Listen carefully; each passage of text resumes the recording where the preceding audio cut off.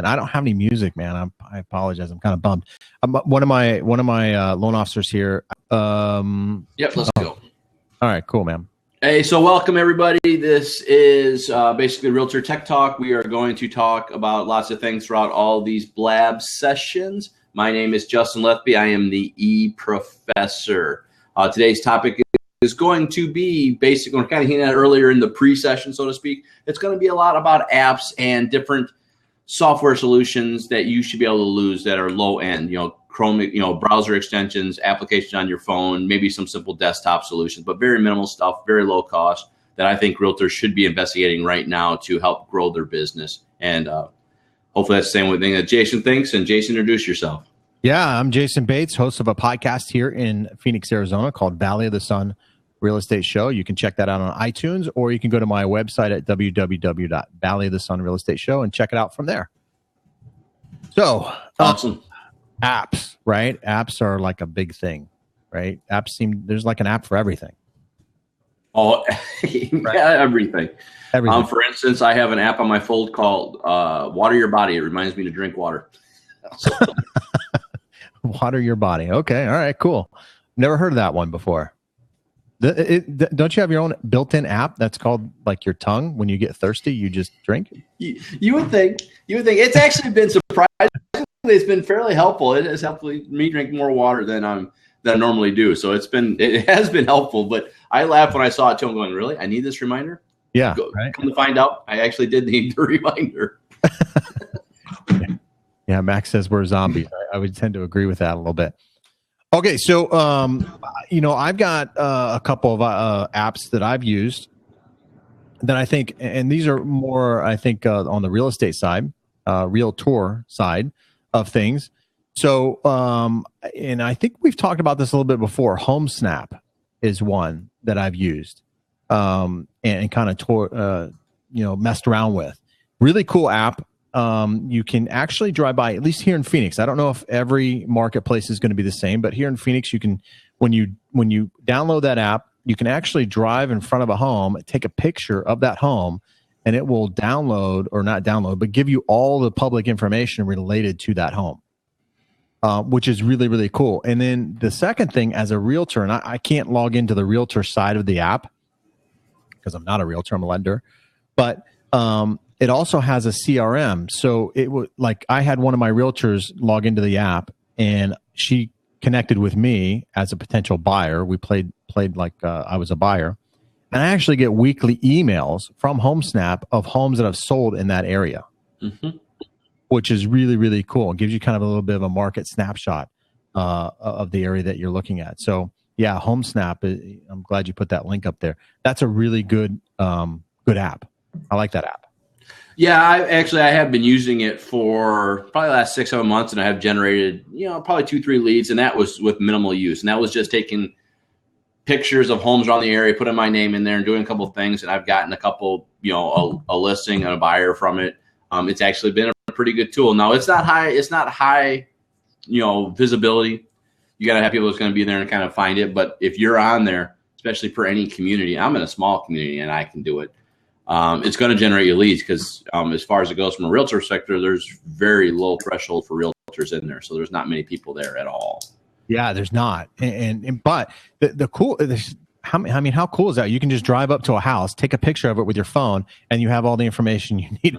Picture. I mean, it's like, holy cow. It's a little bit almost like Big Brother, I guess. A little bit. It's kind of scary, but it's all right there. It's public information. And I thought it was kind of ingenious. Be quite honest with you. No, I think it's neat. And it's that one step before augmented reality, right?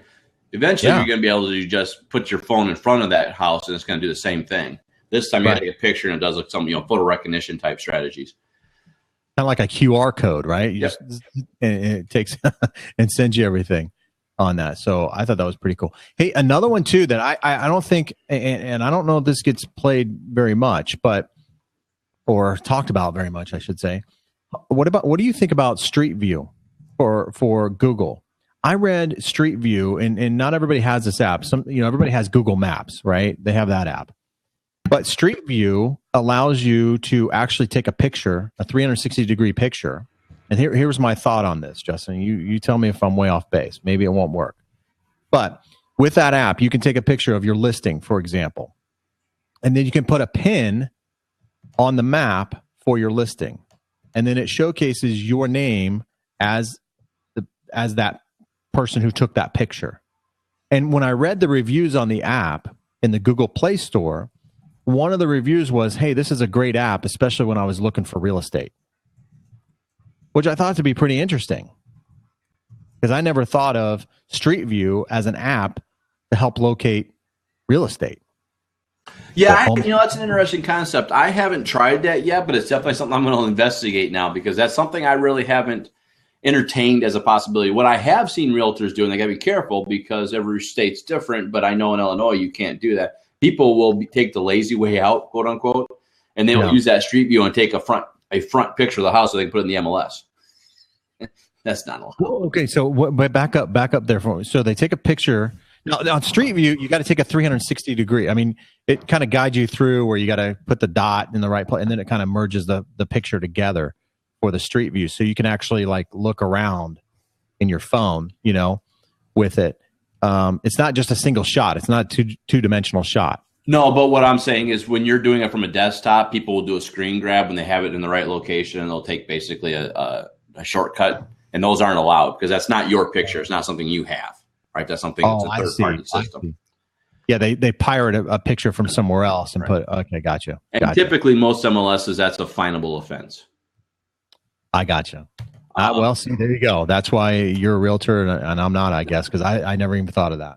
Yeah, well, no. So more realtors don't either, and then all of a sudden they get this little request to take that picture down because they can tell that it's a Google Street View picture, and they're going, "That's not allowed." So you just got to be careful. I do like the idea of trying to take your pictures 360 degree, put it in Street Views, and trying to market yourself as a listing. That's an excellent idea. Not something I've actually entertained before, but that's a good idea. And I don't know how long those pictures stay up either. But no, I don't know. I really got to research that. I mean, if you think about it, if you go to a listing appointment and you had all these dots on a map for a particular neighborhood that maybe you're trying to get into or break into, or maybe that you already kind of do a lot of your business in, you go to a listing appointment and say, "Hey, look, these are all the houses that I've sold and they're all pinpricked on the map." I mean, I think that would be pretty powerful in justifying that what you're talking about when it comes to that particular neighborhood. 1000% agree. I mean, what I used to do is a different iteration of that because back in the day on Google Maps, you could create your own map and put your markers on that. And I would do the same thing that you're kind of talking about. No, it's a flat view, aerial view, but I can sit there and say boom, boom, boom, have little notes on each area talking about the homes, the neighborhood, things like that. That's back now, but for a while they took it away. Right. So I did things similar, but I like the idea of Street View more from the fact that again, you're creating an experience and not just a viewing prospect, right? You're building an environment you can look around and get a feel for what's happening and kind of envelop yourself in that area. Yeah, universities do it, right? For students that are, maybe visiting the university or whatever. So, yeah, no, I thought it was I never thought of that, but I was reading the reviews and that person said that. And I'm like, holy cow, no, what? Yeah, no, absolutely. And it's a solid idea. It's something that never occurred to me as a solution, but it's a very solid idea. And that's something I'll have to investigate, but that'll be interesting. It'll be interesting to see what Google decides to do because, again, with anything, realtors can break things fast. Yeah, we in our world we tend to abuse things a little bit. So it'll be interesting to see how that plays out. But I like the idea until it gets broken. Take advantage of it, right? Yeah, absolutely. Hey, I'm going to do it. Absolutely, all day long. I would completely agree. So yeah, those are two solid apps. I love HomeSnap. I think I love that app again from the prospect that for most realtors that's new. People don't hear about it until a client talks to them about it. Get in there, you're going to get early leads, and obviously Street View I think is an awesome solution as well. Which kind of for me goes along a couple of things. Obviously the easiest app you can always talk about is Google Maps because it's probably one of the best driving direction apps that are out there. Plus, What I like about it is when you pick a home, you can do a search and say, show me what's nearby, and it's going to show you the closest restaurants, things like that. So if you don't know the area, you can learn about what's going on in that area. Right. And that's what I like it for. I mean, I use maps all the time, but I use it more from the discovery perspective. If I'm trying to learn about a neighborhood or an area, say, oh, okay, that's so the restaurants are here. These get good ratings. Here's what's going on. Especially if it's an area that I'm trying to break into. I'll learn about it really fast. How important do you think is it for a realtor to have a specific app built for them? Is that important at all? That bounces back and forth. I would have said 2 years ago, I would have been swearing up and down, yes, have your own app, have your own app. And I'm still not necessarily against an app, but again, I think it goes back to kind of what we've been talking about the last couple sessions. I'm not a big fan of, trying to fight the IDX battle. So I don't want I don't want realtors to have an app so they can search. Yeah. If you have one, like your company gives it to you, great, take advantage of it. For instance, in Illinois, we have MRED. MRED gives us an app, and we can share that with clients. Great, take advantage of it. Right. And MRED's our MLS system. But if you're trying to build that and compete, I think you're competing in the wrong area. So if you have things that are going to market your things, like maybe you're going to build an app that is Naperville specific, and it's all about that, and you're going to be the branding behind that, then awesome, do it. If you're going to be Phoenix specific, then I say do that kind of stuff and discover that stuff. If you have a podcast and you're trying to market all the stuff that you're doing within that podcast and being discovered, I think all day that makes a sound solution. But just have a generic app so you have your name out there for discovery? No, I would rather use what Greg showed us last week and do that story app. I think that's a much better solution than having an app and spending the gazillion dollars that you got to spend to have a solid app. Well, talk about Story App real quick for everybody, because I like that app too, although I'm having some difficulty getting in there. I'll be honest with you. I put my website in there and it's not taking it for some reason. But so I don't know if Greg's around here or not, but if he's out there somewhere, hopefully he'll jump in. So Story App was discovered by Greg McDaniel. I don't know if it was discovered by him, but he pointed it out to us last week in our session. And it's kind of like an about.me, where you can put all your profile information, all your business card information, but it's more like a digital business card. You can put all your contact information, all that stuff out there. You can have a timeline and history board that goes on there. It's actually kind of very, very neat app. But what I like about it and how he suggested it last week is, if I'm trying to talk to somebody and maybe I met Carrie at a function and we wanted to share information back and forth, I don't got to sit there and hand her a business card. And I hate business cards, to be all due candor. I hate them. Yeah. I can say, hey, give me your cell phone number.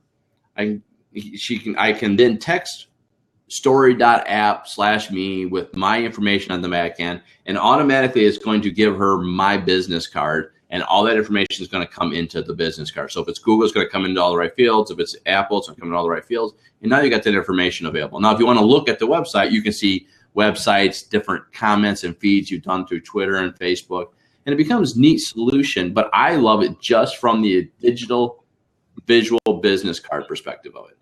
Yeah. I like it too. I mean, I haven't used it. I haven't had the opportunity to say, hey, here's my story, check me out, or whatever.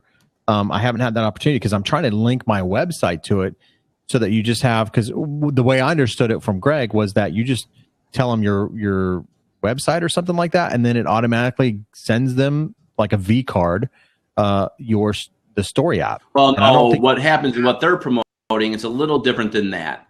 So what they want you to do is they want you to create a website, right? They want you to create like a jbletheby.com, right?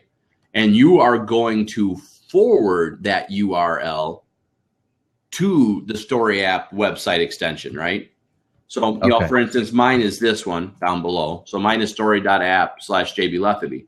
Well, instead of typing all that into a text message, I'd rather just type jbletheby.com, let them click on that. It's going to forward it to that extension that's right there, and that's going to launch it.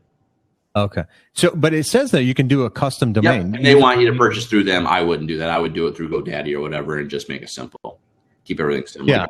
Yeah. It says use a domain you already own. Well, I tried using my domain. Did you? But did you set it up through them? I would just create a forward. I mean, I would. So like if you got jasonbates.com, I would just, if it's GoDaddy or 1&1 or domain.com, I would just go in there and forward it straight to this email, to that address, and I wouldn't do their steps. I mean, I understand what you're saying. They make it complicated. Gotcha. I just wouldn't do it. It's going to do the same thing in the end. I gotcha. Okay. All right. Makes sense.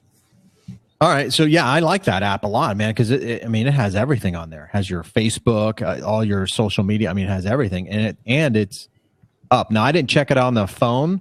How does it look on the phone? Is it mobile friendly? Well, it's not really so much that it's mobile friendly, because when I did, Greg basically just asked me to upload the digital data. Oh, okay. So then it's like a V card. Yep. Is basically okay. So you have to go to your web browser then to really see the full effect of the page. Okay. Because again, this is a simple way of bringing that information in so you can have that part 2 of the conversation that you want to have. So then what's the advantage here? To me, the advantage is I don't got to trade business cards anymore. So why not just send a V card? How are you going to do it? Well, can't you just put your own information in as a contact and then just send it to somebody? You could export an email through. And that's a good point. You definitely could do that. Most people don't. I would say here's the 2 big reasons. You know what a V card is. I know what a V card is. Yeah. I'm going to bet you 60+% of the realtors don't know what a V card is. Okay. So telling them, hey, can you export this out and send it to me? They're going to go, can you tell me? Can you help me? Where if you could just teach them to go to story.app and have that, they're going to be there. And now the other advantage is it does simply more than that, but from a phone perspective, now it's just a digital transfer. But from a website perspective, now they get to kind of track you. I don't think it'll ever take off that way, because about.me never took off that way. And people can come to about.me and see all my history. Right. So I don't think that part will take off, but I do think the simplicity of story.app .me / whatever is going to be a nice way and a simple way of transferring people's information back and forth. I just think that's going to be a solid way of doing it. Yeah. I mean, it's nice. I like the format. I like how it looks and all that kind of stuff. I just I'm struggling with how it actually, because if I can't put my website or something in there or whatever, or if I got to pay my own domain just for the Story app, I don't know. I guess it is cheaper than business cards. Business cards are $25-$50 or whatever. Your domain may only cost you $12 a year or something like that. Well, and they're doing the freemium model too, right? You can do all this stuff, and if you pay $8 a month, you can get all this extra stuff. I just don't find that necessary right now. The free stuff I think is plenty, and to me, the nice thing about it is, again, at worst, if all I ever use it for is sending somebody to my contact card, I've already gotten more out of it than I intended. So now another app that I think I use it a lot. I don't know. It's kind of simple, and we've talked about it before. Is Google Keep, right? I love Google Keep. I'm like addicted to Google Keep because I have Post-it notes. I have them everywhere. I'm a Post-it note kind of guy, and Google Keep is the digital version of Post-it notes. Yes. And it syncs in with everything because I'm all Google, Android based or whatever. So it all syncs in with everything that I have. So I love Google Keep. And if you're a realtor who's always writing down on Post-it notes, Google Keep is a great alternative. So besides note taking, do you do anything else with Google Keep? Not yet. No. One of the things I do like about it is a pretty good reminder tool, right? You can set reminders up in there, like give you one. Yeah, it sets the reminders. Yeah, and I love that perspective of it. Some of the other things, some of the things that are working on, I know, and I don't have it on my phone right now because everything's new and I haven't got that up there. But Google Keep, again, the thing I like about Google Keep that is nice, and most note taking will do this now, like Evernote does the same thing.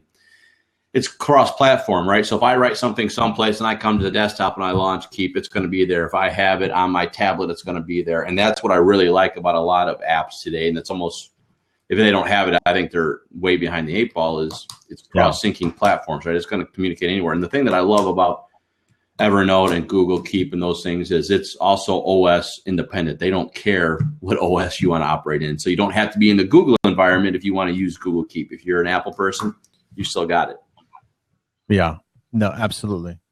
And sometimes you should be able to, and I haven't tested in a while, but I thought you were supposed to be able to actually write like business card information down on there, and it should then transfer over. On Google Keep? I read that somewhere. I don't know if they ever actually made it go live, but I thought, and I have never had a need to test it because I use Evernote to do that. Gotcha. So here, I want to kind of go into, and stop me if I'm, I think if you're an Apple user, I think the Blab app or any type of live streaming app is a good app to have. What are your thoughts on live streaming apps? Oh, I think it's kind of a must anymore. I mean, if you're an iPhone user, and this irritates me, basically everybody went live this past week with Everybody? Facebook Live. On just Apple? Just Apple. Oh my God. Are you serious? Why they got a player hate, man? So everybody went live on Apple this week that has that. So if you have that little message, you have all those little 4 icons in your status button. There's going to be one that looks kind of like an animation little thing. You click on that and you can broadcast your live to all your peers. So yeah, I think it's necessary because you're going to have moments you got to have these conversations and do something. And I think some sort of live streaming solution is going to be extremely necessary. Yeah. I mean, just for the open houses, the events that you may attend as a realtor, whatever, the live streaming, I think there's so many applications that are where that can be used and how it can be used. I think it's endless. And so I'm kind of anxiously anticipating an app for the Android for live. Yeah, Periscope. Yeah, we all get that, right?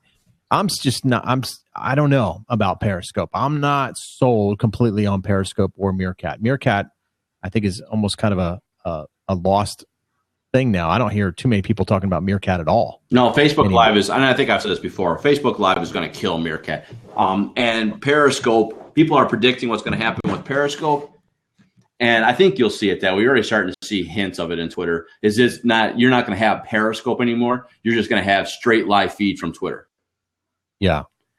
Yeah. So I'm not sold on a whole Periscope thing or anything yet. This platform, though, I think is really, really good because it has multiple things. And that's the thing about live streaming that's really, I think, difficult is that you have this one-way kind of thing with live streaming, right? With Periscope, yeah, there's some interaction with the chat, but yeah, if you get a bunch of hearts and you get a bunch of chat, you end up like being at the top of the screen. You can't even see anything because of all the comments if you're that popular. So it's not friendly, I guess, for lack of a better way of putting it. Or this platform is a little more friendly because the boxes are separated from the actual chat. They don't overlap on one another. Yeah, but and again, you still don't have a Android solution for this yet. I know. No Android. The other one that I would pay attention to is not necessarily live streaming, but I would say it falls closely into this. And actually, one of the agents that I work with found this is Carrie Bay. Appear.in. Yeah, no, I did that. I did one of those last week, as a matter of fact. Really good, man, really good. But it's like a Google Hangout, just much simpler. I would agree. But what I like about it is so Google Hangouts will let you do that. But if you want to like share your screen, it takes over your screen. Where if you want to share the screen in Appear.in, it actually adds another browser. So if you want to go over contracts or whatever, you can have that screen and share your windows, and now you can have that out there. Because one of the things I love about this is, I just got done teaching a class yesterday to a bunch of realtors about DocuSign and how to do e-signatures. And one of the questions always pops up is, how do I tell them where they got to sign and how do I explain this? When I'm sitting in front of them, I can point, okay, here on this line, you got to sign here. Here's what this is telling you. Here's what this is telling you. But if I send it to them electronically, how do you communicate that? Yeah. Appear.in is a fairly decent solution for that. Yeah, it is. And to be honest with you, if I was a company like .loop or DocuSign, I'd be going after them hard because I think it'd be a great integration to put that right in the middle of the application. And the quality is really good too. The video quality is really, I mean, it's, I have a pretty decent camera, but the video quality seems to be very, very good. Now, is there an app for that in Android? Yes, there is for both, actually. Oh, nice. Okay, well, there you go. So maybe I need to mess around with that app. I wasn't aware of that app. So I'll definitely check that out for sure. Yeah, now I don't know how like the sharing part of it would go because that's definitely a desktop type application, but it'd definitely be an intriguing situation. Well, I mean, the only thing with that is it's unlike Blab. Blab is a little more friendly as far as getting the word out through Twitter and Facebook and that sort of thing. Appear. Is it .me? I think it is, right? Yep. No, Appear.in. .in. That you have to send the actual people that you want to be in with you. You have to actually send them the actual link. Yeah, they won't know. I mean, so essentially, anybody, if someone stumbles across it, they can log in. I mean, I had an agent who was trying to do this for WCR, and I party crashed. because she put it on Facebook. So I'm like, okay, that's just I'm gonna mess with her. So I party crashed and we had some fun for a little bit. Now, luckily enough, I wasn't disturbing anything because she was still waiting. The person, I don't know if they ever showed up or not, but she did it on purpose. She knew what she was going to get. Right. But yeah, so it's private unless you make it public. Because I've done a couple on Facebook, and I actually like Appear.in. I like how she did it because if we're sitting here doing our things, right? You're sitting there getting ready to prep for a podcast or doing some paperwork for a mortgage. Why not have this out here and say, here for the next hour, I'm going to say ask the mortgager, and I'm just going to have this up and running. Someone can come in at any time, and we'll just do a Q&A session. Right? You could do it here. I just don't think people are going to come in here because they got to create a Twitter account and they got to do these things. Where Appear.in, they don't got to do anything besides hit a link. Yeah. It's an invitation only kind of thing. That's that's Appear.in. But it is good. The quality is really good. Now you can't. It doesn't have like a repurposing type deal where you can record that and repurpose it somewhere else. At least I didn't see that. No, I was playing with the odds on that one. I use a tool called Camtasia. I've thought about, okay, how do you do that? How do you sit there and then capture that stuff in case you had a real good conversation about X, right? And you want to make sure you have that material still around. So my solution would be using like Camtasia, where it's just getting recorded and then I can capture what I want. But at the same point in time, you're going to want to have a disclaimer somewhere saying, basically, please understand, this will be recorded for repurposing purposes. Or by clicking into the video, you are essentially accepting that option. Right. And that's something I don't think that Follow or Full Scope or Catch.me or whatever, I don't think they will capture that, will they? Those apps? No, not yet. Anyways, I mean, I would imagine at some point in time, Catch, if Appear picks up, because Appear is fairly new, so I would imagine if Appear starts picking up in Steam, they're going to try to do it because their whole thing is to have value. They got to get cross platforms. They can't just stick with Meerkats and Facebook Lives and that kind of stuff. They got to broaden themselves a little bit if they're going to grow. But why build something if it's only going to last 2 weeks? Right. Yeah, that's a good one, man. I like that for desktop purposes, and there's definitely some valuable use. I think that's huge. I love it for a contract purpose. Could you imagine trying to have a conversation with a spouse that's sitting at home at lunchtime and the husband? How are you going to have that conversation doing electronic signatures these days? Appear.me would do it. Now, you could also do it in Blab, but again, the problem with Blab is it's an open environment, right? So, no, you can't do this in Blab. No, this isn't the platform for that. But if you create an account on Appear, you can only share with people that need to have it, and you're going to have that conversation. And the nice thing about it is, and even here you could do it, but more people can see it. If someone tries to come in and Appear and they don't belong in there, you can boot them. Oh, you can do that in Appear too? Yep. Oh, so how does somebody see? So how is it private then, I guess? Well, it's definitely going to be private, right? If you're in Appear, the reason it's private is basically linked bait only, right? So if I only have a link, and the only people that know that link, no one's going to access it. Now it's a live website, right? So if somebody accidentally discovered, like if I created Appear.in/JB Letheby, and someone just tried it, okay, if I'm on, they're going to get in. But I got you. Okay, so if they happen to just stumble upon the exact web URL, which is unlikely. Yeah, unlikely. Okay, gotcha. There's millions and millions and millions of websites. Now, I do believe if you come into that and create, I haven't done it yet, but I think I read where if you do Appear.in and you actually create an account, you can do more things, like actually create like private rooms. But I haven't gone that far yet because the open one is well enough that that's all I needed. Yeah, the free one is like phenomenal. I was amazed at the video quality for that. I was really I thought Google Hangouts was like the best, right? Although yesterday I went on Google Hangouts and the video quality wasn't very good. I think they're doing something because I've seen that a lot lately where I've been on various things, Google Hangouts on airs and stuff like that. And I've seen some things fluctuate. So I'm wondering if they haven't been going through a couple upgrade strategies right now where we're kind of suffering that consequence. Yeah, there's something going on because it was not. I mean, this quality on this Blab right now is better than what it was on the Google Hangouts. I think Blab is knocking out of the park as far as quality goes. I like it. Again, as Max was saying, and you have said several times, I can repurpose this audio for a podcast. I can repurpose this audio or video for anything I want, and it's going to be solid. Now, again, if I put it over YouTube, we're going to see a little degradation just because of compression purposes, and that's a totally different conversation. But I think it's good, right? I mean, it's not awesome. It's not like me taking. It's like he said, it's mediocre. It's not where we want it. But it's from a free solution. It's probably the best solution out there. Yeah, it's tolerable. Totally. I mean, for what it is, it's good for what it is. No question about it. And that's what I like. I'm not spending any money. If you're getting into podcasting and you want to do podcasting and you want to have that as part of as a realtor, have that as part of your media source or your marketing strategy or whatever, there are some good recording apps that are out there that are better than just your recorded, the actual recorder built into your phone. So RecForce is one that I've used. RecForce. That's one that I've used because it has some gain. It has some other things to it. It's free. It's a free app.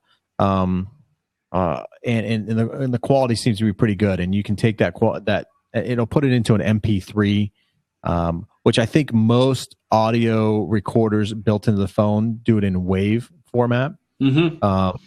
And so this puts it in MP3, which MP3 kind of compresses the audio a little bit, which then it takes up less storage on your phone. Some people would argue that by doing that, it degrades the audio quality a little bit. I don't have that good a hearing where I can hear that. I'm not like a mouse or something where I can hear like, a pin drop somewhere. So for the average person, it's more than sufficient audio quality. So, but if you are, I use it even when I'm out. I'll use it to set reminders. Mm-hmm. I've even started doing that in Google Keep actually, where you can do an audio and it kind of types it out or whatever. But I'll set reminders in there about an idea, some content or whatever. I'll use that to record. You always, when you're out and about, you're always thinking about things or whatever, and thoughts pop into your mind, and then you get sidetracked and you forget that thought. So I use that as a way to capture my thoughts a little bit when I have it. So that's a good app too. Yeah, no, I like those apps. I haven't tried them, but everything I've heard of from what you're talking about has been really, really pretty solid reviews and pretty solid compliments from them. Here's the other thing too. It's a good way for you to kind of break in and listen to yourself, especially when you're doing podcasting or any of these blabs, because you're going to be your own worst critic, right? So, I don't like the way I sound, or I don't like this is a way for you to get comfortable with your own voice and hearing it from a speaker rather than your throat. So, it's good just to, maybe practice and set yourself some reminders or whatever and do those sort of things, but it is pretty good. And the audio quality, I will say, Max, on Blab, I got a little props here for Blab, because the Blab I did on Wednesday night, I record everything on a separate recorder for my podcast as a backup kind of deal. And I was having some difficulty with a gentleman who was using the app for Blab. He was in Houston, Texas, and he was doing this with his phone. Back and forth. So the audio was going in and out on it. But Blab actually, I don't know if they're gain or what they did, but they actually captured his audio really, really nicely. So I downloaded that audio from Blab and then did my back end editing on it. Actually turned out better than me recording it from my own computer. So, hats off to Blab on the audio. I thought that was really, really pretty good. So I would agree with you, Max. The audio is really good on Blab. It's always going to be based on hardware. They just do a really good job in capturing the audio. They really do. When they purchased that podcast company, they nailed it out. And I have no idea what that podcast company was or what they did and why they merged into this company. Right. Because what they have done to improve what's going on here has been leaps and bounds, because it was good in the beginning, but it was not where it's at now. Again, we could be at 5 different levels apart. You could barely hear me. I might have to be, turn you down. Right. Whatever the equalizations they do is really pretty strong right now. And it's actually really pretty impressive, because that's not an easy concept. I'm, testing the podcast up now with Audacity, and, for me, it's one person, that's fine, but that's not an easy trick just to get me to stay on one level the whole time. Yeah, exactly. Exactly. So, Now, are there any good picture apps out there, Justin, for realtors? pictures as in what? Like as in viewing or as in taking?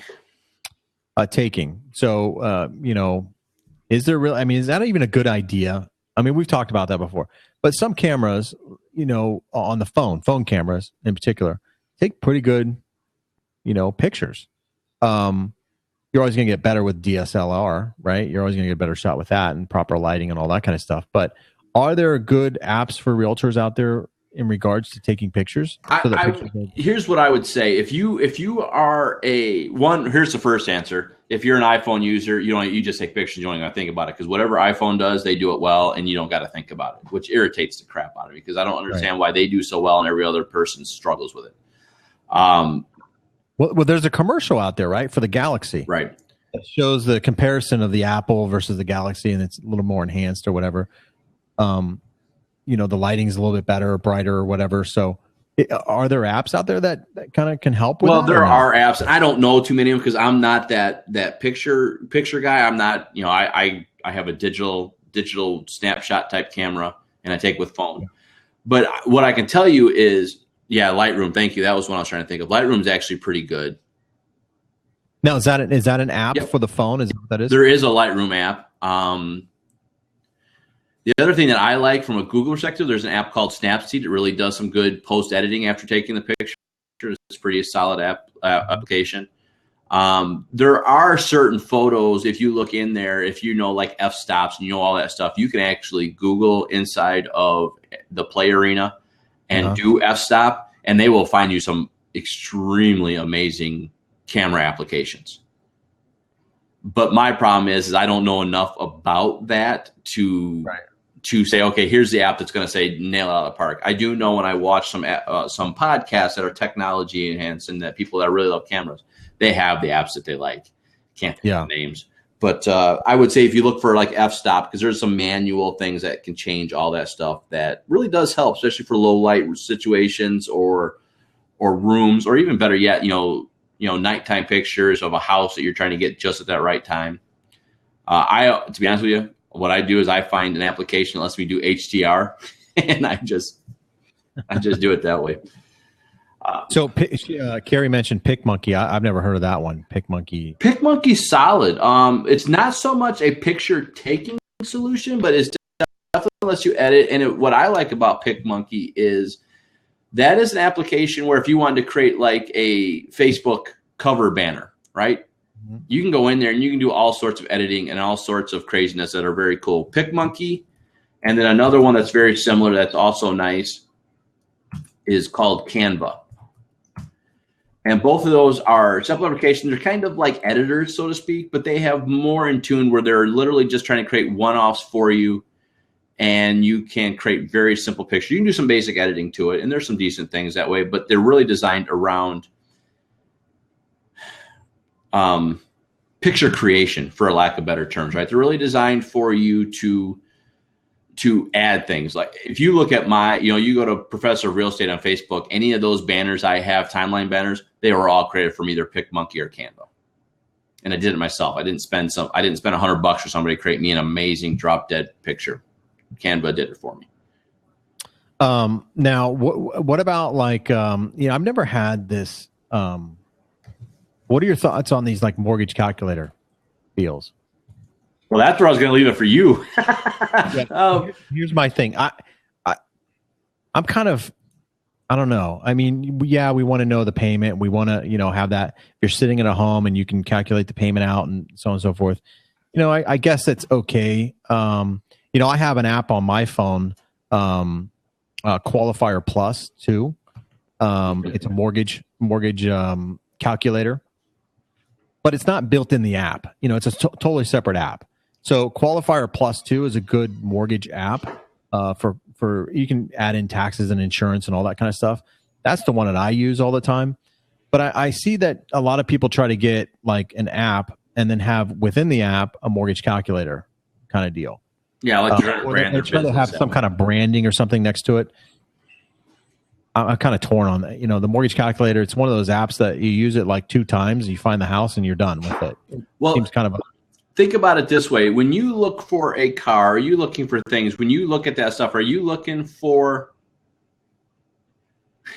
someone's messing with me.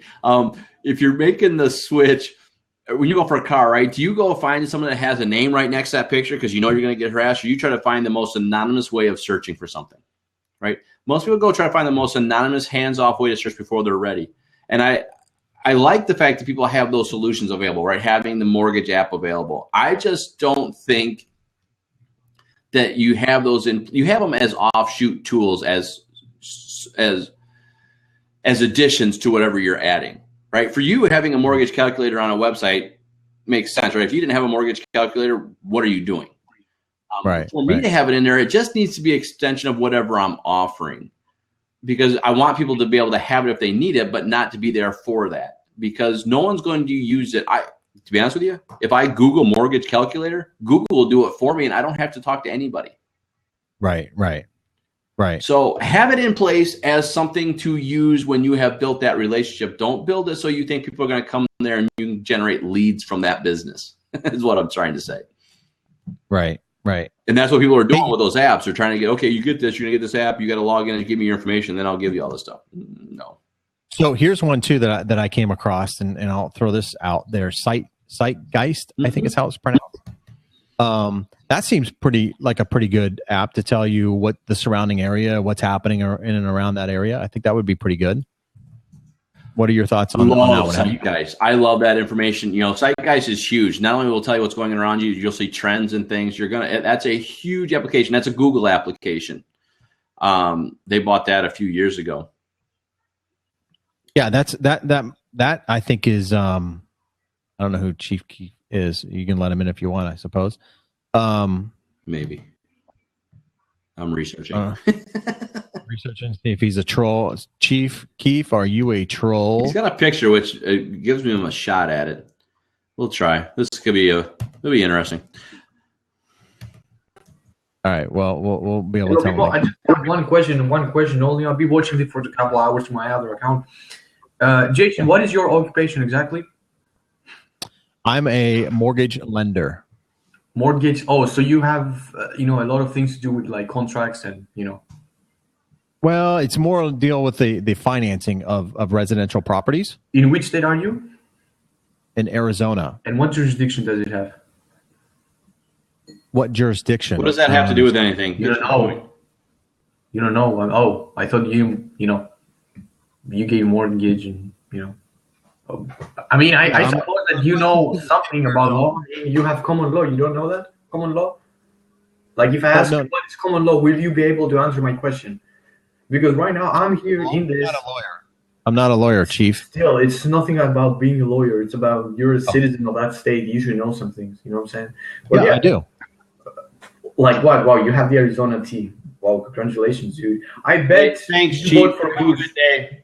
Have a good one. Hey, always a risk. Thanks, brother. Bruh, stupid Americans, man. I'm out. Always a risk. Always a risk. What is that guy doing, man? Oh well. It happens. It's just the way it is. What about Vert? Have you heard of Vert? No, I haven't. I'm actually disappointed. I should know. So Vert is an anything and everything conversion tool. Real estate agents deal with lots of different metric sizes, weight, volume, length, and sometimes even currency. Vert turns your smartphone into an all-in-one converter that fits. Oh, yeah. I was just reading that the other day. Yeah, I haven't used it, but yeah, that would be neat. From a conversion perspective, trying to understand certain things. But I have not used that one. I was reading that though, actually earlier this week. Yeah, VERT. So is the name of that app there. Looks pretty cool. I don't know what you would need that for here. Everything's kind of done in, inches and feet and stuff like that, but maybe square foot to, I don't know, changing that to some other kind of. Well, I mean, you might be able to do acreages and things like that, trying to figure out some of those values from that perspective. Yep. Especially for land, it could be a decent solution for that. Yep. Lot sizes, whatnot. I have this app too, Cam Scanner. Yes, love that app. Where you can scan and turn it into a PDF and take a picture or whatever, and and upload them into your phone or whatnot. So that I like that one. I use that quite a bit. So it turns your phone into a scanner, essentially. Now, the other thing, I think it limits the number of pages that you can do at one time, but it does do a fantastic job. All the scans that I've done with that, especially if I'm taking like pay stubs or something like that from somebody who needs their copies back or whatever, and we're out, where we don't have a scanner readily handy, then that works really good, and it comes out really, really clear, and you can adjust actually the area in which you want to have the actual scan. So even if you take a scan and you see like the desktop or something like that, or the top of the car or something like that, you can actually adjust it so it only picks up what you want it to scan, which is pretty nice. So I like Cam Scanner a lot. Yeah, no, that one's nice. I don't use it for many pages. I usually use it for one-offs that I'm trying to get something done real quick. Yeah. I figure if I got to do multiple pages and I go somewhere. Yeah. I've done 6 pages and it works really good. Does it? That's good. Yeah, it does really work really good. And then I email it to myself or something like that. Dropbox, I mean, we all know about these cloud-based type deals. Dropbox is a good one that you can use. There was another one too that's in competition with Dropbox. It has like a hummingbird on it. I forget the name of it. That's very similar to Dropbox. Dropbox that has a hummingbird. Well, it's like Dropbox. No, I know. I'm just trying to think. And I can't remember the name of it, but it has an emblem of a hummingbird. So that's another one. Dropbox, I kind of filled that one up, and I haven't used it since because I use Google Drive. Yeah, and that's the problem, right? They all kind of grow with you. Yeah. So Google Drive is another cloud-based deal that many people don't know about. Now, the cool thing about Google Drive that I will say is that you can create documents within Google Drive. So creating like Excel spreadsheets, Justin, like you've done, we've shared those for this purpose here, where we share, and he can add somebody to it that can edit that file. So you can have a collaboration on one file, even though you're not in the same room kind of deal. So Google Drive is really, really good for that. And I actually used to use Google Drive to create Craigslist ads. Mm-hmm. Because you can do all sorts of things, import pictures, all kinds of stuff within Google Drive, and then you can export it as whatever. I think there's like 5 or 6, a ping file or whatever, pic file, whatever. You can export it however you want, and so it was a really good tool to create Craigslist ads. But that's not really. I guess you can do it on your phone, but it's a phone app because then once I created it on my desktop, then I could access it from my phone. Yeah, no, absolutely. The two things I love for Google Drive is this. I love the fact that you hinted at it, collaboration. Me and you can have a document. We do it all the time with these things, right? We have a shared Excel. We have a shared folder, and we have different Excel spreadsheets going the whole time. Mm-hmm. So I love that collaboration perspective. And yeah, Dropbox with Microsoft and other things, they have some of that solution in place. Google's been doing it for a lot longer. So right now I think it's cleaner. Not that they'll stay that way, and we'll see how long that stays, that I like them better. It'll fluctuate. Right. The other thing that I really do, now the thing that I think Drive stinks with is their processing products, their spreadsheet products are behind the game, right? They are limited in what they have. So, to me, it reminds me of like Word 95 if I'm trying to do some editing. Not great. Yeah. Gets the job done. Not great. Yeah. Yeah. What I do like about Drive and Dropbox and all these tools is, I can have common files through everything. I was just, again, teaching yesterday in a class. People were like, well, I got to send these same emails out every time. Okay, well, fine. You know what I do? I have those same emails, those templated emails in a Drive document, and I just come into it whenever, if I'm at a phone, tablet, desktop, I just come in, I copy, paste, and I send it out. Yeah, no, that is good for that kind of storage. Absolutely.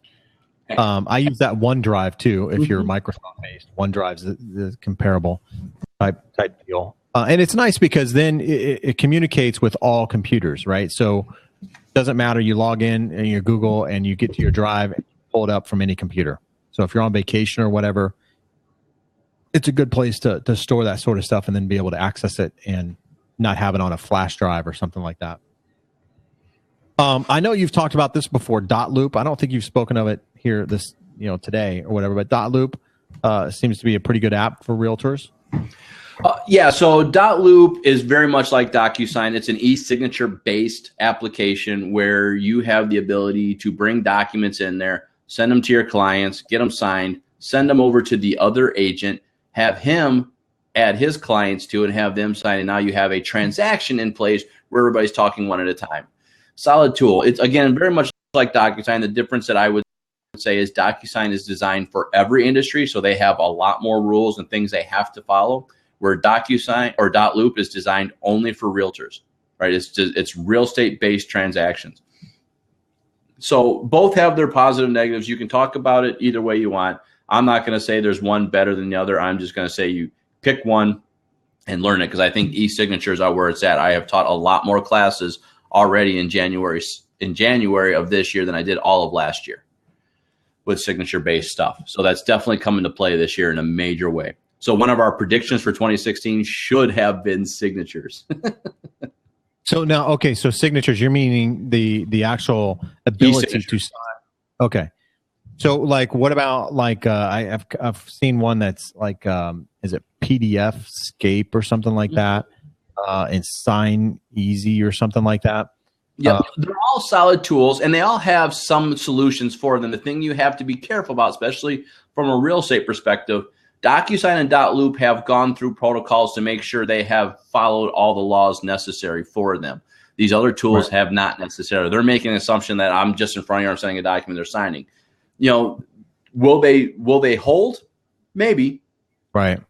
But you can't guarantee it, right? .loop and DocuSign, when you send documents, you are not only capturing email addresses, you're capturing time, you're capturing hardware and IP addresses. So it's a hard thing to refute that you weren't the one signing, or somebody that represents you wasn't signing. Gotcha. Where some of these other tools are great and very helpful. I have done it in the past, not from a real estate perspective, but from other things where I've signed them and they're nice. PDFs, Sign Easy, I think are great tools. I think they have a place. I would just say from a realtor perspective, you need to investigate them pretty hard to make sure they have all the appropriate checks in place to make sure that they hold up. Because someone could sign and say, it wasn't me. What are you going to do? Yeah, exactly. There could be troublesome there. So I think we covered quite a few apps. I mean, what do you think here? Yeah, we put a ton down, but I didn't expect to get through a third of them, and I think we did a half of them. The only thing I do want to point out, there are two things I want to point out real quick to kind of end by, is one of the things that we always forget when we talk about apps is we talk mobile apps and things like that. One of the things to always think about is web browser extensions.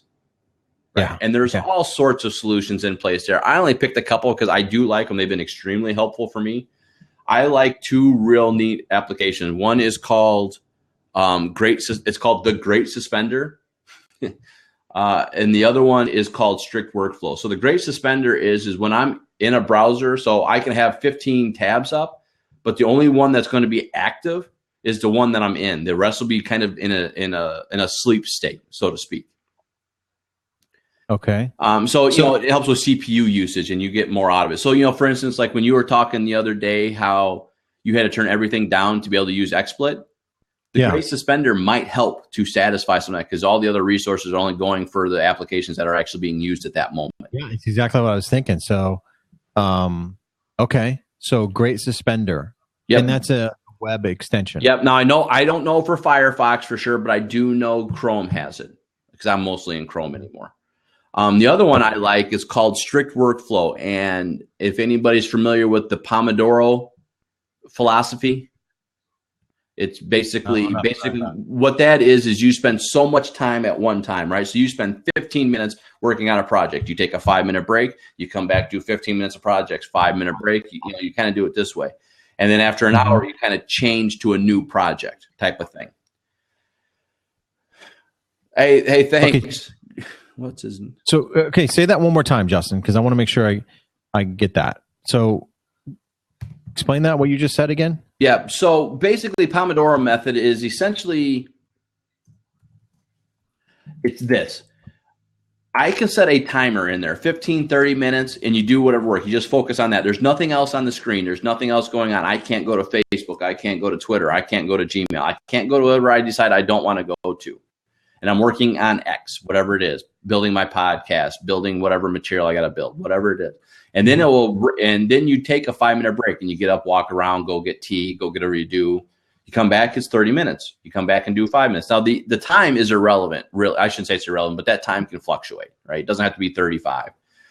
And then after a while, what you're supposed to do is spend, once you do that for like an hour, maybe 2 hours, okay, now you're done with that particular project or that time you set for that project. Now you come back to the next project and do that same iterations, right?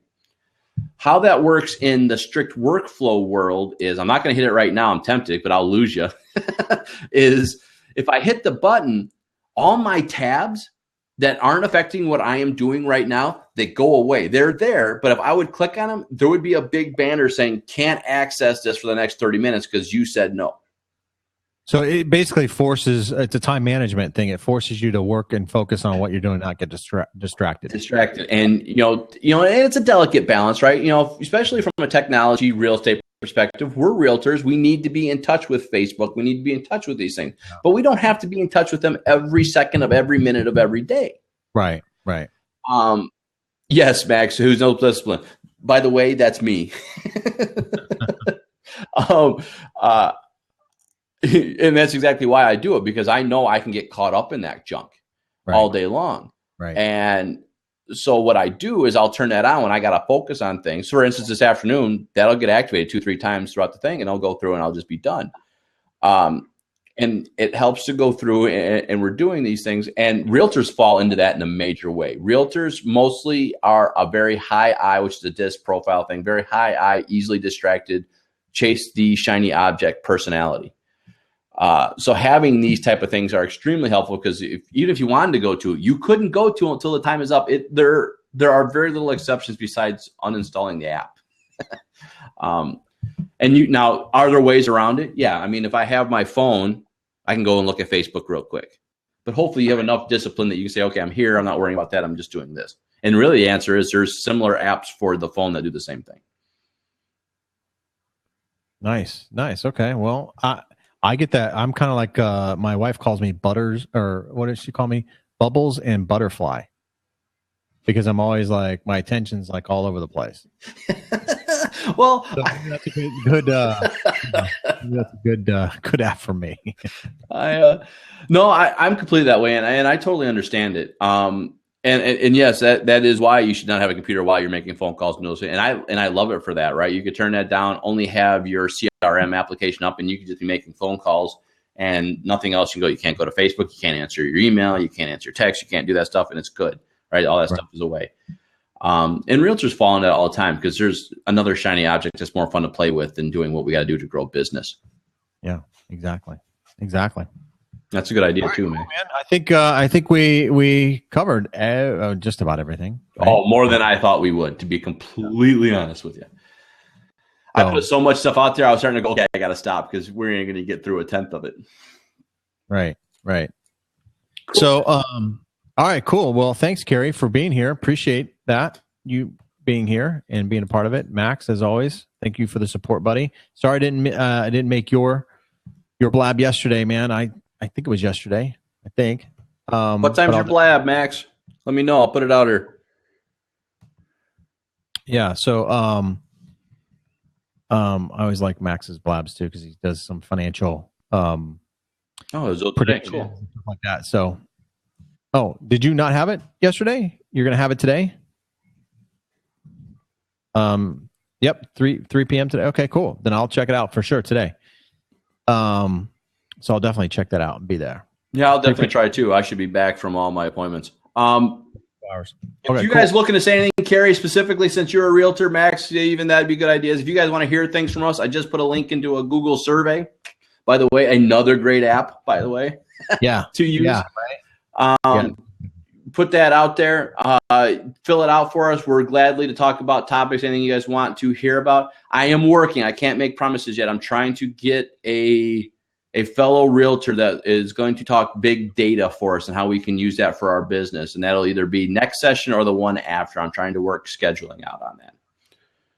And I do think big data is something we got to pay attention to from a real estate, because it goes right with your zeitgeist thing. Big data is huge right now. Yeah, exactly.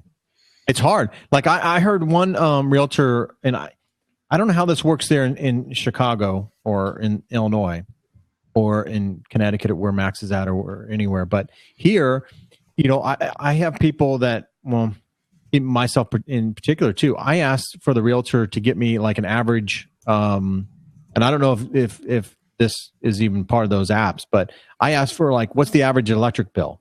What's the average gas bill for this particular house? Is that information accessible anywhere?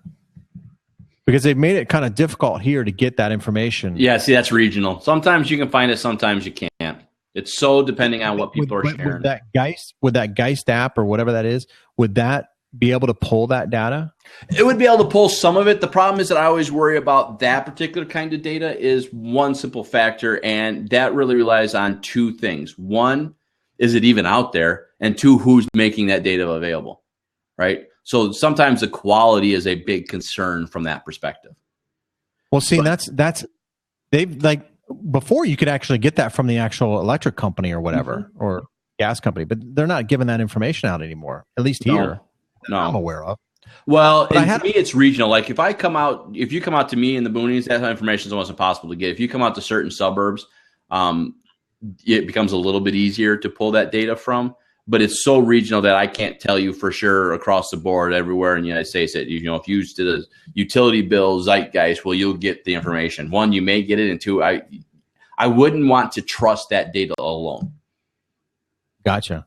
So big data or whatever, is it data or data? I don't know. I say both depending on what mood I'm in that day. Tomato. So getting that big data stuff, what exactly does that Geist app, what does it actually pull?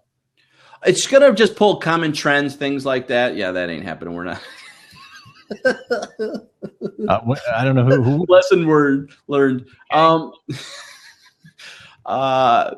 So the way I understand, I haven't used it in a while, but when I was first doing it, was trends, right? So you get to learn what's going on in that area. You can learn the hot trends that are happening in certain areas. You can do various searches on it. Now, I'll be honest with you. When they first got it, that's all it was trends. But I know they have added things, and I've got to look at it again to see what else they've added to it.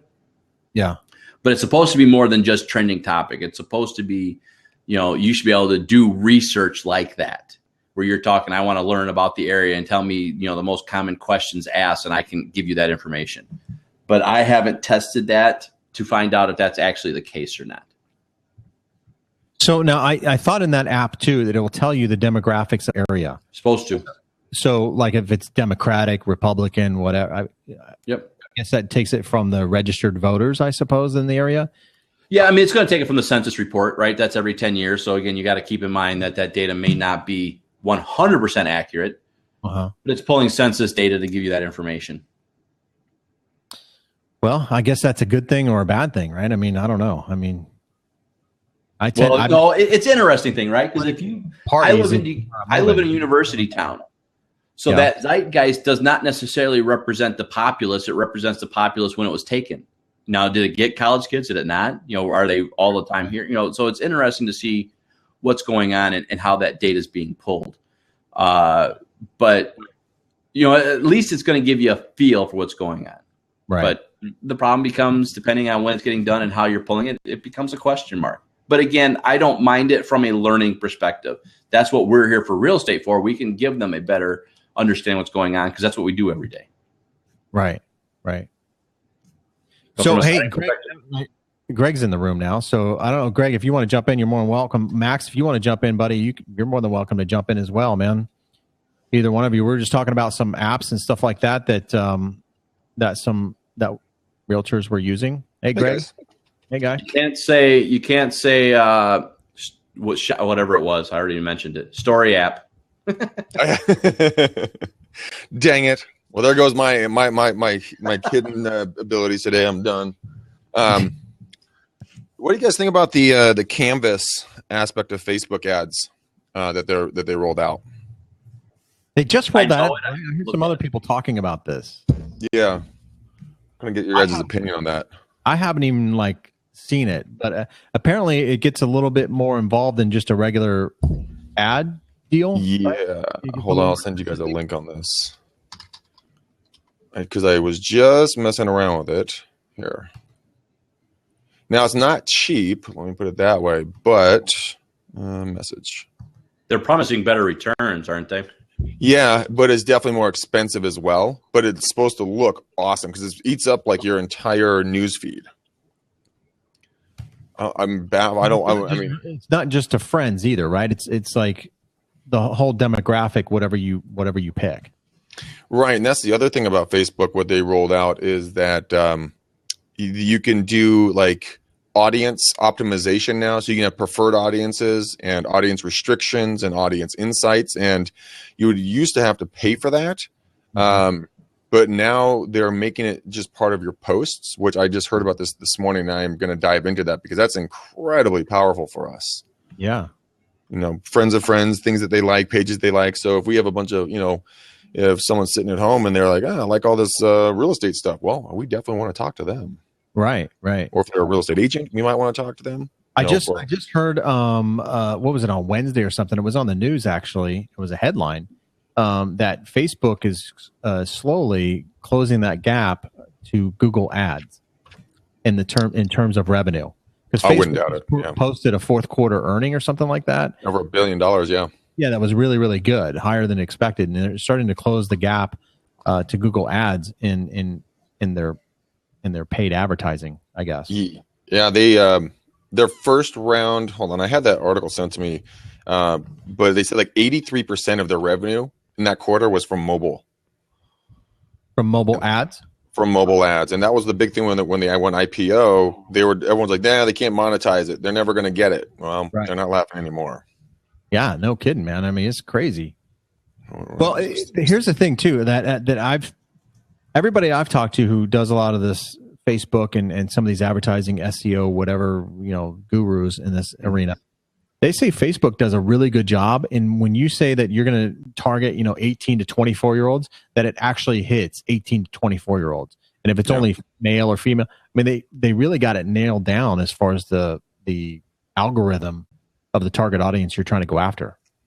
And they're getting even more refined. And that's the best part about it. I don't know. Here's the ad. Mobile ads accounted for 80% of Facebook's ad revenue in the fourth quarter. 3 years ago, mobile ad revenue accounted for just 20%. Wow. That is stupid. 20%. Now it's 80%? 80%. That's unbelievable, man. It's unbelievable. Can't you tell? Yeah. That's unbelievable. I mean, we live on these things. Yeah, and Max is saying that Google's prices are coming down and things like that. The competition in Google is just ridiculous. Especially for the keywords and stuff that we want to use, right? So it gets pretty difficult. Or Facebook, it seems relatively still inexpensive. It is because you can do the posts. You don't have to do the ads. The ads for us are expensive. We're like Southern California pricing up here in NorCal. So what we're doing is I'm encouraging people to go make a unique video and boosting it out for $5. Yeah, a day. And I had a guy, Ricky, that was in one of my last training classes, and he did it, and he generated like 5 leads off of $5. I'm like, $1 a lead? That's the best return ever. Exactly. I did the same thing on Facebook for the podcast. I did an ad for the podcast. I spent $5 for 1 week, and I got 1,400 hits on it.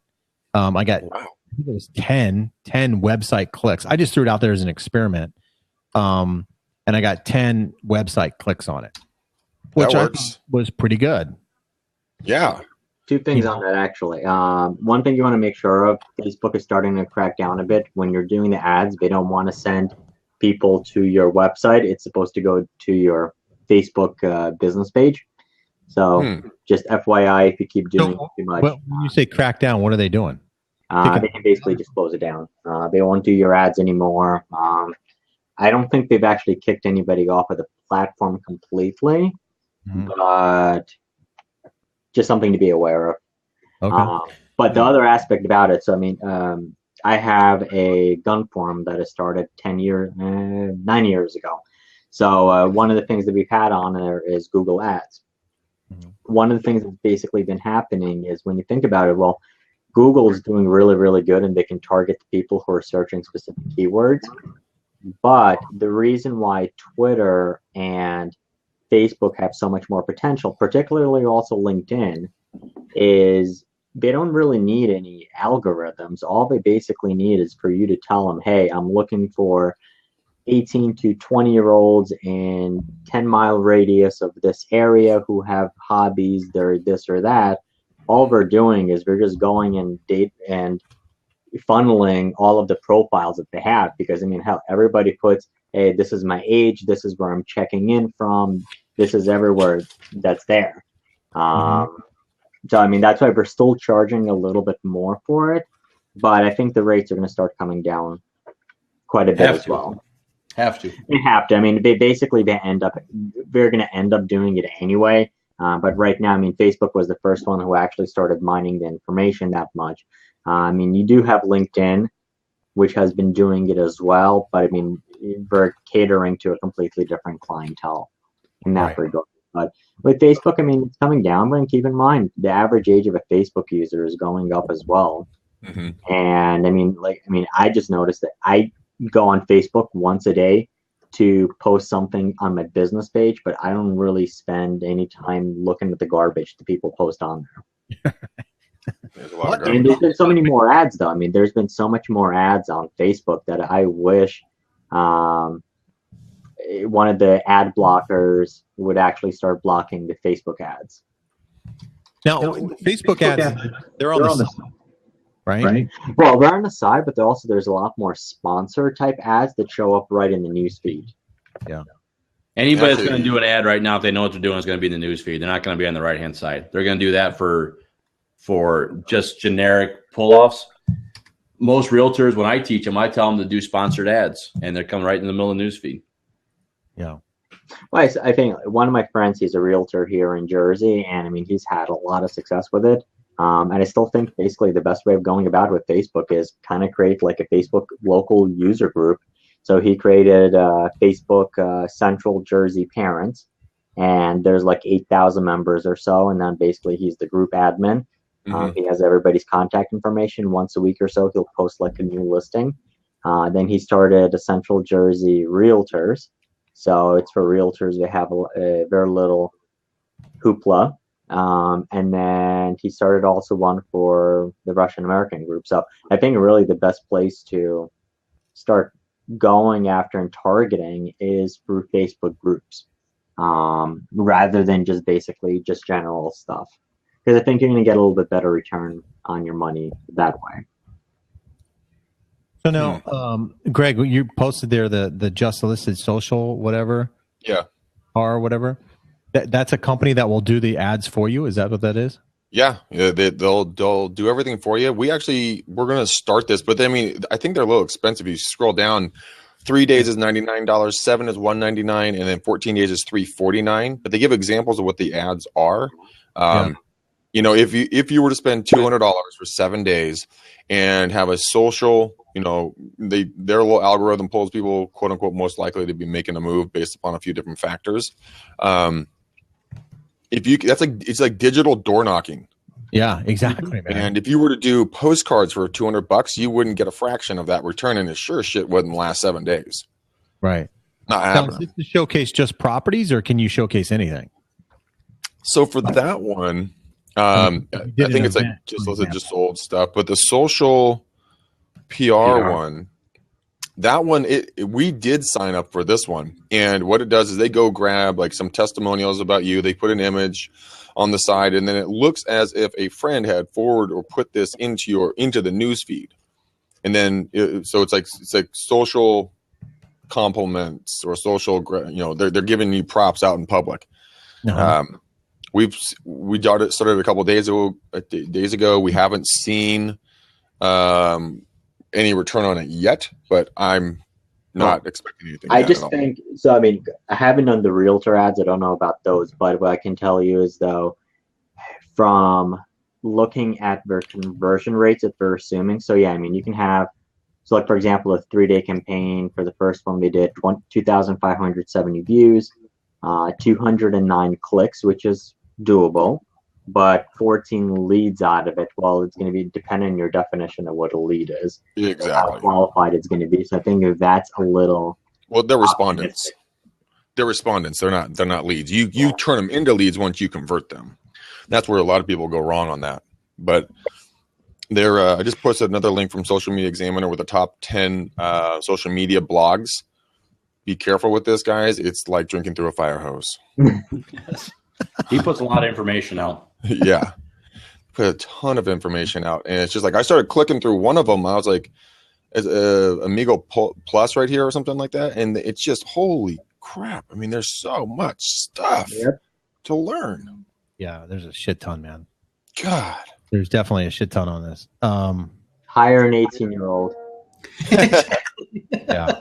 That actually, I've been reading this book called Bold by Diamandis. And they're talking a lot about crowdfunding, crowdsourcing, freelancer.com. And I was starting to think, how can we use this in real estate, to do freelancing? We all know about Fiverr.com and stuff like that. But what if we were taking it out to the millions of people around the globe and have them come up with like real estate forecasts for our hyper local areas, predictions of the most likely buyers or sellers in our demographic based upon historical data. Stuff like that. So we stop guessing, we stop reading other people's work. We actually get like a PhD in mathematics to go out there and really work the numbers and do it for relatively very inexpensive. Well, we have that here locally. We have a Cromford report is what we have. Mm-hmm. It's a paid deal, but the University of Arizona has a whole, I don't know, it's WP Carey's School of Business, and they have a whole real estate section. And they do that. They break down the numbers and then they sell that report. I think it's like $25 a month or something like that. So local universities may already have some of that data already kind of fine-tuned out, and they give some predictions and things like that and what to look out for and stuff. I actually refer to them quite often about our local market. Really? So, yeah, your university may have something similar to that. We have Berkeley. I mean, I'm assuming Berkeley would have something if anyone was. Yeah. Their business school or whatever, you check with them and see if they have a real estate division that's kind of dedicated to the local market.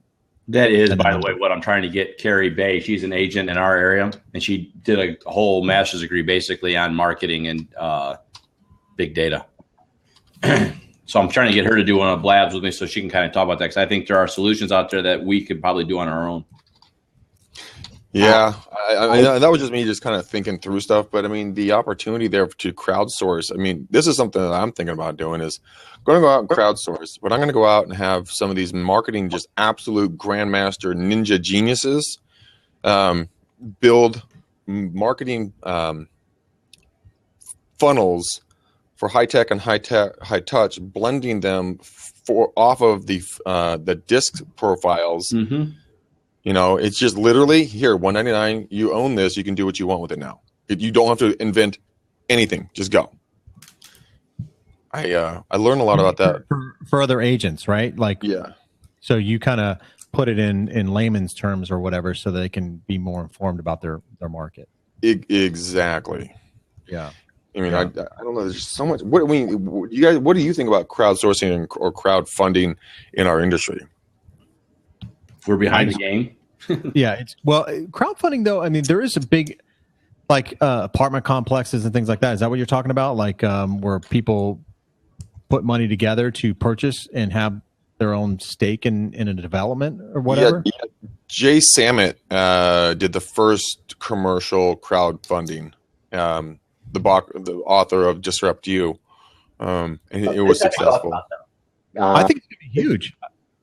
I mean, it's another way to diversify yourself and get into the commercial real estate without having the full exposure of the total investment on your shoulders. Yeah, but it's a bunch of bullshit. It's a market that's ripe with abuse. So actually, I dealt. There is one abuse. of the things I work with is alternative investments. So we deal with a lot of the non-traded real estate investment trusts, private placements, and all that stuff. One of the things that we are working with is you do have a lot of the real estate crowdfunding platforms, and you do have the Jobs Act that basically came out, which is going to allow pretty much anybody over the internet to raise money for a real estate project. The issue that it basically opens up, yes, it does open up capital, but the quality of sponsors or the quality of the people that are raising money for real estate is falling completely down, because now any idiot who wants to come out and say, hey, you know what, I want to go buy this commercial property and I'm willing to pay somebody an 8% or 9 or 10% rate of return on it, they're able to go out there and raise money even though this person has no background or no experience with it. So kind of like what we had in Florida and Arizona and California, where people who worked at Home Depot part-time, but they're able to get 3 houses on option arm mortgages. The same thing that's basically starting to happen in the crowd-funded real estate space. And we're seeing it, and it's basically as soon as some of the first one's going to start blowing up, people are going to look at it. And what I can tell you is FINRA and SEC, they're looking at this deeply. They're completely against it. Because basically what Obama did was, I mean, the original intent of the Jobs Act was to create more jobs.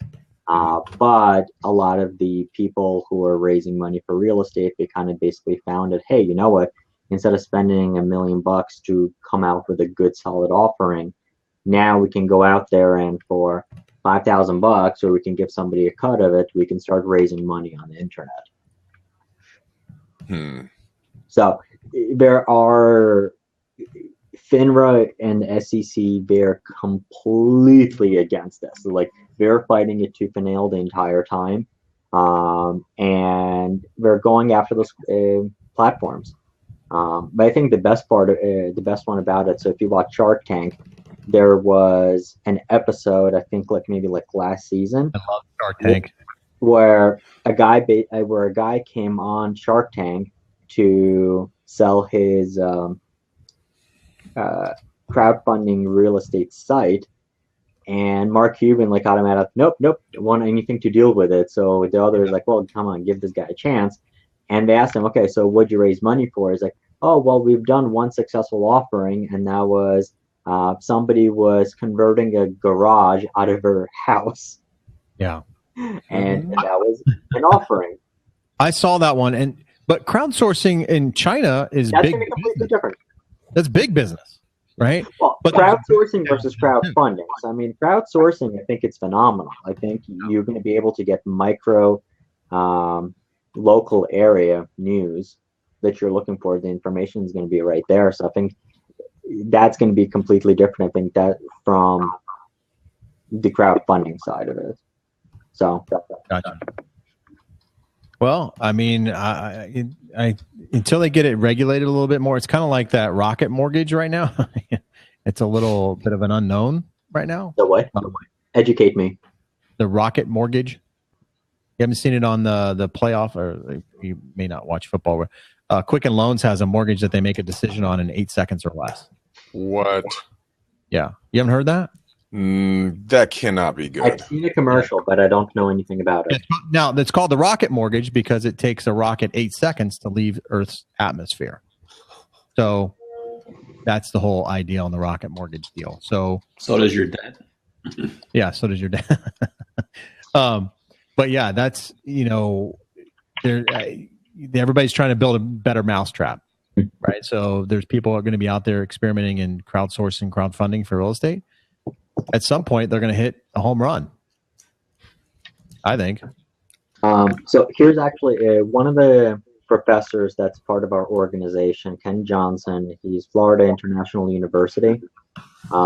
He does a report. So him and his entire team of undergrads who basically work for him, they kind of have this index of rent or buy, and they've been pretty much spot on. So they track a lot of the areas on a basically on a city level to basically figure out whether it's a renting or a buying cycle. So I linked the presentation, his last one. He keeps updating it. All of that data basically is there. It's free. Definitely look at it. Is that specific to Florida, or is that everywhere? No, they track the entire country. Really? Yep. Like I said, he's always one of the keynotes. Well, not a keynote, but he's one of the head speakers at pretty much all of the organizational meetings that we do. for real estate. I mean, like basically this guy's taken seriously, and like he's been pretty much spot on. So if you click on the link, it's going to give you his current one. I think second to last, like slide 13. He basically has a map of where prices are completely nuts. It's kind of small. I gotta get on my glasses. I think you should be able to download it, and then you can actually zoom in on it. Actually, you can zoom in. Whoa, just made it bigger. I can't.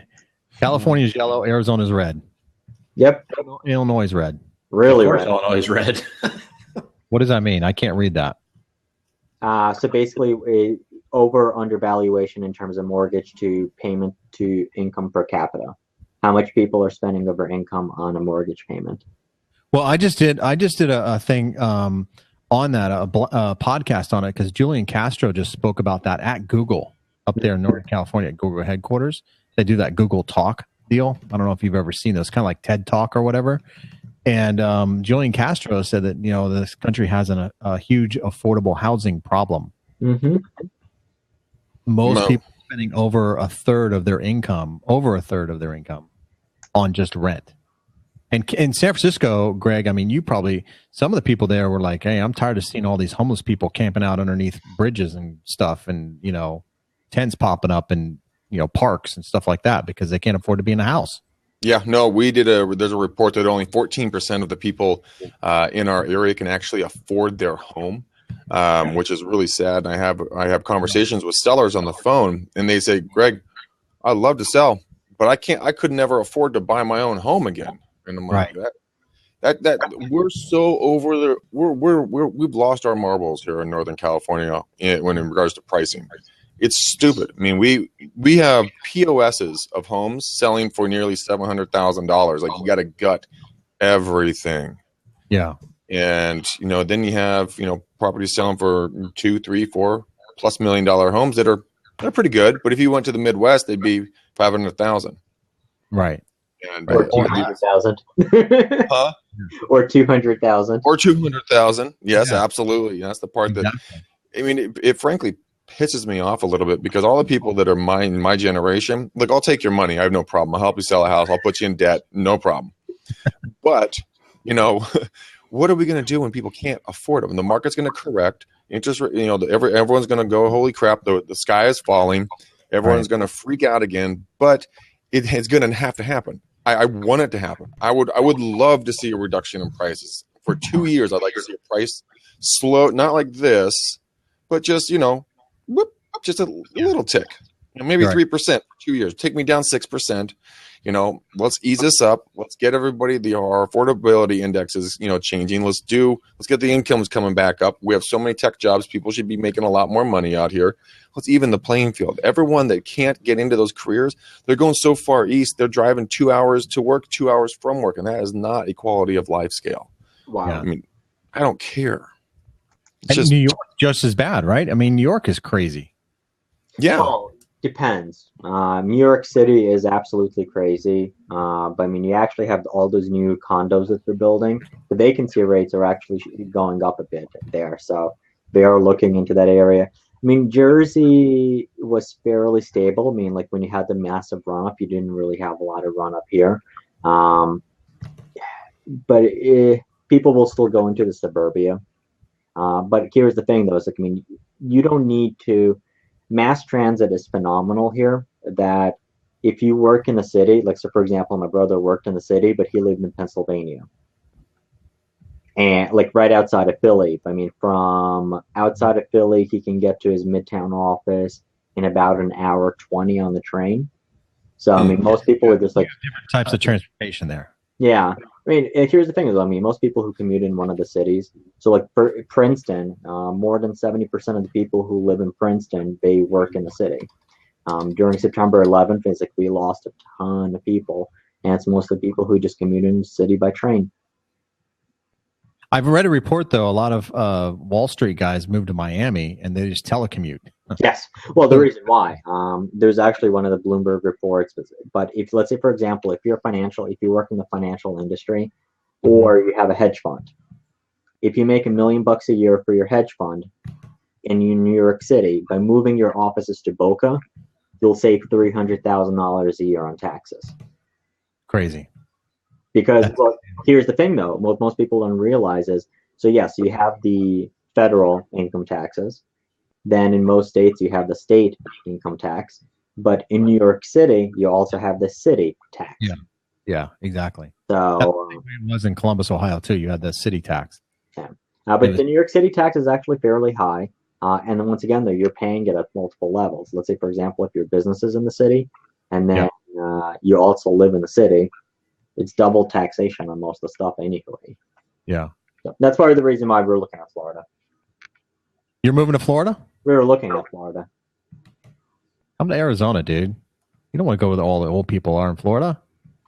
We had 4 Chase clients Grego. last year move to Florida. You Young have- clients. oh, gotcha. Oh, well, then, yeah, you got to do what you got to do. And there's like white crap outside. Yeah, that white snow. Dude, you got like Janus Snow Apocalypse, or what was that thing called? Snowpocalypse? No, Snow Apocalypse. What wasn't it called? Jonas. Yeah, Jonas. There you go. Why Jonas, man? Is that part of the Fab Five or whatever I don't know, that band? Isn't it Jonas? Jonas Brothers? I don't know. Oh, yeah, I don't know. Well, that was crazy, dude. How much did you get? 2 feet? 3 feet? We got about 24 inches. Yeah, 2 feet. That's crazy, man. DC got worse. But there's still some places in Queens where the roads have not been plowed yet, apparently. Wow, a week later, right? More than that. Baltimore. I have a friend in Baltimore. She said they got 34 inches or something like that. Well, the problem is Baltimore. Well, okay. Yeah, Baltimore can be a rough town. So can Philly, right? Philly's not that bad. Baltimore is horrible. Like it's rough. Listen, I grew up in the ghettos of New Jersey, like in Elizabeth, Newark, and I felt uncomfortable in Baltimore. Yeah. But I bet you real estate is cheap there in those parts of town. The West Coast, all things considered, for the West Coast, Arizona, considered West Coast, Phoenix, it's pretty cheap here, man. We got it pretty good. Is it? The prices didn't like really shoot back up, or no? They did. Prices did rebound dramatically. But, we're about, depending on, the lot size and all that kind of stuff. And the lower price, we're at about $100 a square foot right now. Oh, that's not bad. Which isn't bad. When you consider, in California, you're $300 a square foot. The taxes here are really low. Property taxes are really low. They're about 1% of the value of the home, which is really low. But we just don't have some of the problems that you guys have, right? So that's why our taxes are low. We don't have 2 feet of snow that you got to remove, and that's paid by, tax dollars. We don't have those sort of issues. We don't get potholes in our roads like you guys get, right? So we don't get floods typically. We get flash floods, but we just don't have some of these natural disaster issues that you guys have that is funded. Most of the property taxes, I mean, they go to pay the schools. They don't go to pay the roads and stuff. I mean, like they'll have we haven't had a snowfall like this in maybe 20 years. Like right. in DC, it's been 80, something like that. I mean, usually here we'll have one snowfall every year at the most, and it's decent snow. I mean, it's not a ton, but I know it's rare, but here property taxes are just, I mean, there's too good of schools. I will say this about Arizona. Arizona schools aren't as good as what I think they could be. Yeah. They're just not. So you guys don't have grass in your backyards? We do. A lot of people do. See, you're being a hater. Well, when I was in Scottsdale, it was like it's stupid hot. Yeah, it is hot. There's no question about it. But it's a hot. dry heat. Yeah. Once it gets to be 110, there ain't no such thing. Now, up to 110 is not bad. 115, yeah, okay, it gets nuts. But the heat when I was in Scottsdale speaking at a conference last year, and I mean it was only 100, but it felt worse than when it was 115 in Vegas. What time of year were you here? July-ish, maybe. Yeah, the humidity. We get that southern, from the Gulf or whatever, and the humidity gets unbearable. It's kind of like in Houston, Texas, or something like. It's kind of crazy when you have 105, 110 degrees with 70% humidity. It's pretty bad. That's pretty bad. That's our worst time of year. We got from July to September. That's our worst time of year. And then after that, it's pretty good, man. I mean, like right now, it's like 72 degrees or something like that. It's beautiful, man. It's 50 at night, 45, whatever, kind of crisp morning or whatever. I hope it snows on you. Well, it does. 2 hours north in Flagstaff, it snows quite a bit. Kind of crazy. But right now it's beautiful. So this time of year, Barrett Jackson, I think, is going on this year. Maybe it was last weekend or this weekend. We got the golf tournament. That's why all these out of state kind of things happen in Arizona this time of year. This is a real busy time in Phoenix. Yeah. And actually, I will be speaking in Phoenix in end of February. Oh, cool, man. Look me up, man. Will do. I'll be at the in Scottsdale, not the, how was it? It wasn't at the Phoenician. It was some other high-end one. Princess? No. I remember. I stayed there before. They're boulders. I mean, there's all kinds. It's pretty cool there. Yeah, there's quite a few. We're like one of the capitals in the country for resorts. There's a place next to like the Jimmy Buffett restaurant. Jimmy Buffett restaurant. Man, you're stumping me, dude. Hey, while you're stumped, I'm going to check out because it is time for me to roll for my next appointment. Yeah, no worries, man. I'm gonna jet here in just a few minutes too. I don't know Jimmy Buffett. I'll catch you next week, Justin. But thank you for all the tips. That was actually pretty cool. We got some software stuff. Hey, no problem. You added more than I think I actually put in there. So thanks for hanging around. I will chat with you guys later, man. Have a good one. All right, man. I'll see you next week, buddy. Yep. Bye. I've been using Google Cardboard, Max. Yeah. So what is Cardboard exactly? So Cardboard is Google's virtual reality thing. They send it to you. It's a piece of cardboard with two lenses that you put your phone into, and then you have a virtual reality experience. Oh, okay. And that cardboard can be branded to you. So you can put, advertising or whatever on it. And then when you look at pictures, it splits your screen in half so that your eyes see one part of the screen and then the other, which then when your brain puts it together, it looks 3D. And so it's kind of Galaxy had that for Christmas. They had that virtual reality headgear thing. Yes. It's Google's version of that. It's just cardboard and it's much cheaper. Okay. But it's kind of it's I think going to be a big thing because you can actually experience a house without actually having to walk through the house. Or you can experience a subdivision if the builder wants to build out. It's not like Max Headroom. Okay. Virtual reality. It's real virtual reality. And YouTube has some videos on it that you can actually download videos and see where other people have filmed it. Like you can take a look at that. Yeah, look at 360-degree videos. Just YouTube search that and they'll pop up. And then when the video comes up, in the lower right-hand corner of the video will be like this little cardboard or this little kind of mask with two circles in it. That's the Google Cardboard. And if you click on it, it splits the image in half or the video in half. And then you can put it in the cardboard and watch the video through cardboard. The Westin Kierland. Oh, yeah, Westin Kierland. That's right down the road from where I'm at right now. Okay. That's not very far at all. Yeah, on Greenway. Yeah, it's pretty.